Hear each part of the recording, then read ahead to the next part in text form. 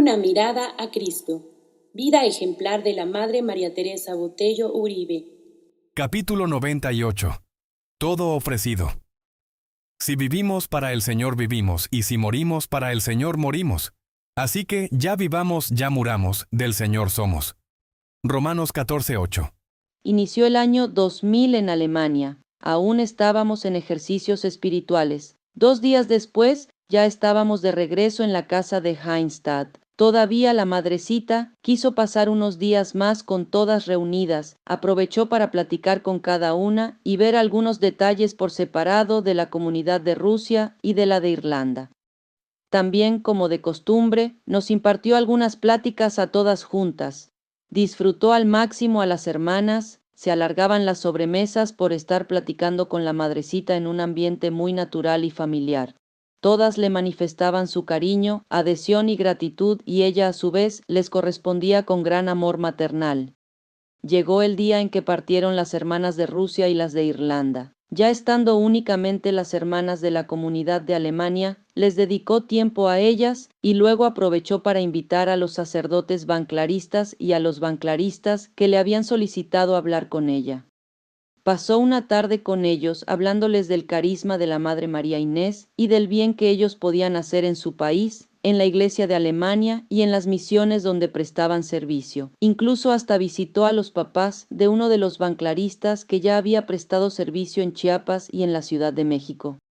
Nos invitaron a comer con ellos y los papás del joven quedaron encantados con la madrecita y se corrió la voz de que estaba allí y fueron otros 2 banclaristas más.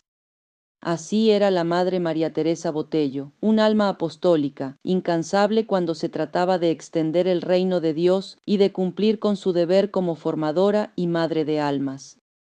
Otra ventaja de que la madre viajara en automóvil era que no se ponía una fecha específica de regreso, sino que le daba cierta libertad por no tener un boleto con límite de tiempo. Así, una vez que ella consideró que había terminado su visita maternal, simplemente nos regresamos a Roma. Salimos de Heinstadt como a las 9 de la mañana, cerca de Surse, Suiza, donde hay un bellísimo lago. Nos detuvimos a comer lo que las hermanas nos habían preparado para el camino. Después de casi 8 horas de haber salido de Heinstadt, ya cerca de la ciudad de Milán, se le ocurrió a la madrecita que fuéramos a Povilio a visitar a las hermanas. Nos llevaría unas 2 horas de camino, y sería una sorpresa para ellas que no se esperaban la visita de la madre.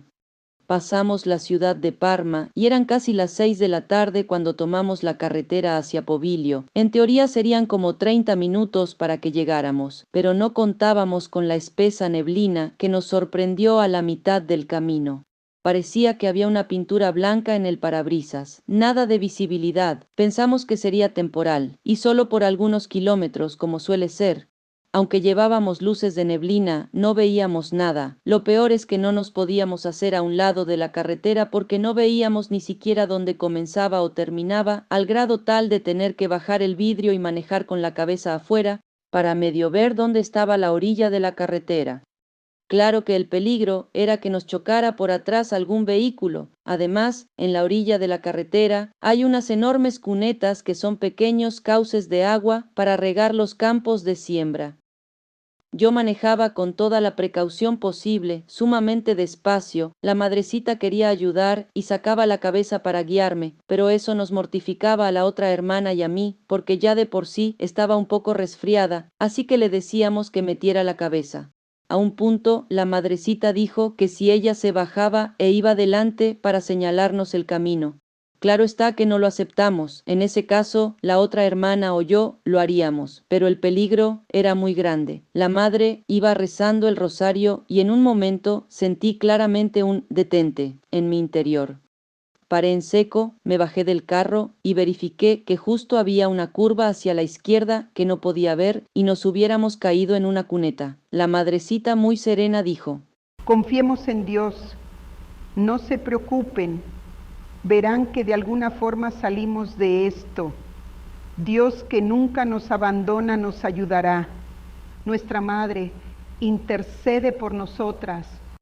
No había terminado de decir la frase cuando lentamente se acercó un vehículo y nos hizo señas. Se bajó un señor muy amable y nos dijo: Van a Pobilio, ¿verdad? Síganme, vengan detrás de mí muy despacio, yo las guío, síganme, no teman. En tiempos normales haríamos 25 minutos, pero con la neblina tardamos 1 hora en llegar. El joven nos acompañó hasta llegar a unas 5 cuadras de la parroquia donde trabajan las hermanas. Sin palabras, nos hizo una señal de adiós y desapareció en la neblina.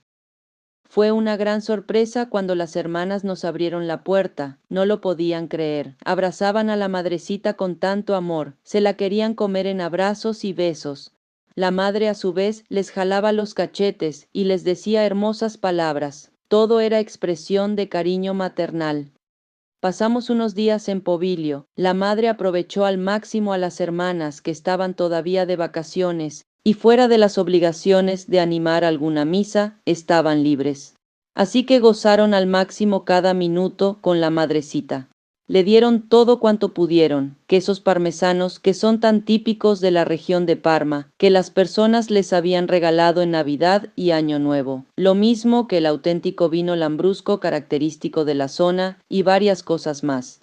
Estos le servían a la madre para hacer regalos a los bienhechores, al grado de que ya no sabíamos ni dónde poner dentro del carro todo lo que nos daban con tanto amor. Ella les compartió de los chocolates que traíamos de Alemania, galletas, etc., pero sobre todo les dio su tiempo y cariño, que eso valía más que nada. Regresó a Roma muy contenta de sus visitas. Había hablado con hermanas de 4 comunidades, Irlanda, Rusia, Alemania y Pobilio. Para la madre habían sido días muy intensos pero fructíferos. La segunda semana del mes de enero, la madre empezó a manifestar fiebre. Los ganglios linfáticos se le inflamaron en la quijada, en la ingle, axilas, abdomen, etc., ya que el sistema linfático es muy complejo, no son únicamente los ganglios que se pueden ver inflamados por fuera. Es toda una red que implica órganos, glándulas, conductos, etc., en todo el cuerpo, por lo que es algo delicado. Presentó linfedema en el brazo derecho, porque en el izquierdo no tenía ya ganglios linfáticos desde la cirugía del cáncer de seno, y en ambas piernas. El día 19 de ese mes de enero del 2000 fue necesario internarla de nuevo en el Hospital Gemelli por la linfagitis aguda, además de broncoenfisema. Era necesario una serie de sueros con antibióticos para combatir una fuerte infección causada por Streptococcus pyogenes. Tenía mucho dolor, así que se le aplicó analgésicos para el dolor junto con antiinflamatorios, para ayudar a reducir la inflamación y el edema de brazo y piernas. En el hospital se le aplicaban compresas húmedas y calientes, con el fin de reducirle la inflamación y el dolor. Esta terapia continuó en casa, aún por más de un mes junto con tratamiento oral. Se ve que Dios le pedía a la madrecita que ofreciera este nuevo y doloroso padecimiento por algunas hermanas, ya que ella repetía: Todo ofrecido, todo es tuyo, Señor. Lo ofrezco por aquellas hermanas que más lo necesitan. Era una madre, y como tal, buscaba la manera de ayudar a sus hijas, aún a costa de su vida misma. El mes de marzo siguió su curso, entre trabajo y recuperación. Aún se le inflamaban las piernas, el brazo derecho y las manos, por lo que era importante seguir con la fisioterapia y las compresas húmedas y calientes 1 o 2 veces al día. Pero a mediados de abril ya no pudo más con el dolor de sus manos y cervicales. En realidad, desde que se cayó aquella vez en Pobilio, cuando la cama se le volteó, no había estado bien, aunque ella trataba de disimularlo. Me decía que no era nada, pero la pobre se sobaba sus manos continuamente hasta empezar a tener problemas para tomar las cosas o para escribir por el dolor. Lo peor es que se acentuaba en las noches o con el estrés. El doctor Antonio Paliei le operó un quiste sinovial en la muñeca derecha y otro en el dedo anular, en el hospital Villa Benedetta, y un tendón lastimado también en esa mano, esperando que con eso mejorara, todo a consecuencia de la caída en Pobilio.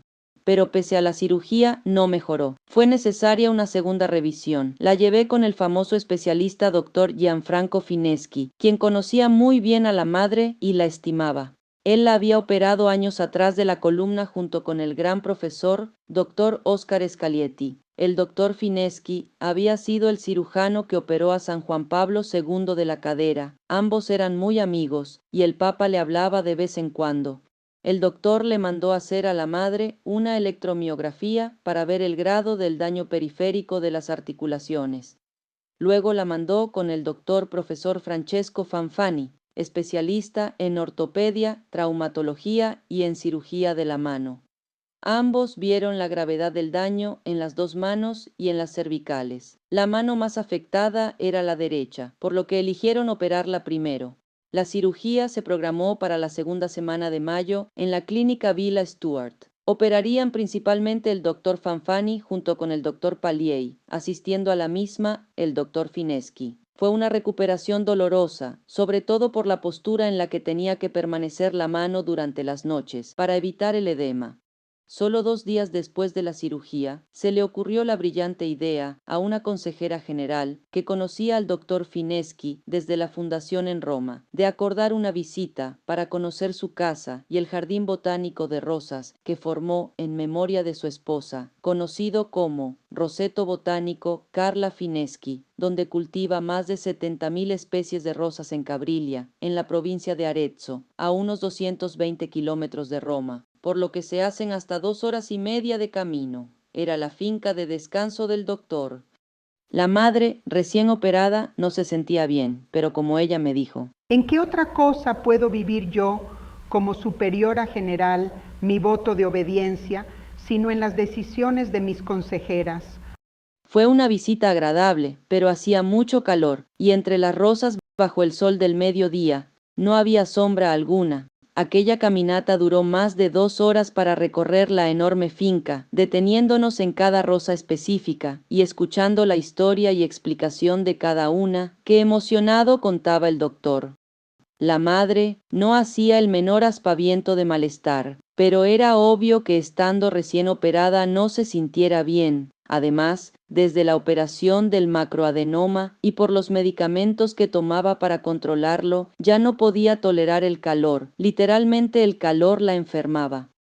Con todo, se mostraba interesada en el recorrido, incluso le comentó al doctor que nuestra madre había traído desde Irlanda y desde México rosales. Primero los había plantado en macetas y posteriormente, cuando se adquirió la casa en Castel Giubileo, se trasplantaron en el jardín, especialmente en las jardineras cerca de la casa. Al doctor le emocionó saber eso y le pidió a la madre que le diera unos codos de los rosales para trasplantarlos en su jardín botánico, donde tenía rosas de todo el mundo. Después del largo recorrido por la calurosa finca, por insistencia del doctor, aún nos quedamos a comer, bajo un enorme árbol donde tenía una gran mesa rústica.